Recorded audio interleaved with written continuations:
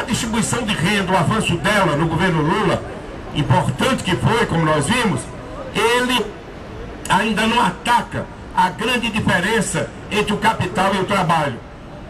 Na Europa, a renda nacional, 70% da renda nacional é dos assalariados, é do trabalho. No Brasil, o trabalho só tem 44% da renda. É muito pouco. Um país desenvolvido, ele tem que ter uma distribuição de renda diferente para poder ter um mercado equilibrado e não ficar simplesmente dependendo de flutuações do mercado internacional. A distribuição de renda não é só um ato de justiça social. O que o Lula fez mostrou que ao fazer o Bolsa Família, aumentar o salário mínimo e crescer o emprego, o Lula aumentou muito o mercado de massa no Brasil. Porque a primeira coisa que o pobre faz quando tem dinheiro é consumir. E vai consumir o que em primeiro lugar? Comida.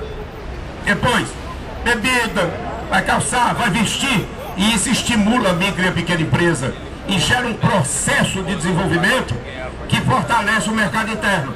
Por isso mesmo é que nós passamos sem grandes problemas pela crise mundial. E saímos rapidamente dela. Porque passamos a ter um mercado interno que é aquele que puxa o desenvolvimento do país.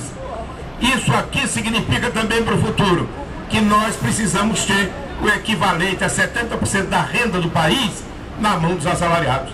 É evidente que os nossos banqueiros ganham muito e com pouco trabalho, em função da política da taxa de juros que o próprio governo nosso chegou a tolerar, tendo que aumentar agora para conter a expansão.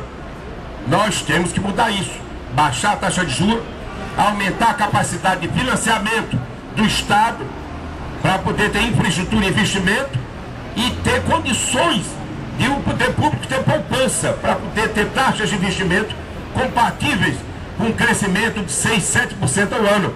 Senão a gente não vai ter. Aí quando a gente começa a crescer tem inflação. Então a Dilma tem como primeira função ter distribuição de renda de uma forma mais difícil do que o Lula conseguiu.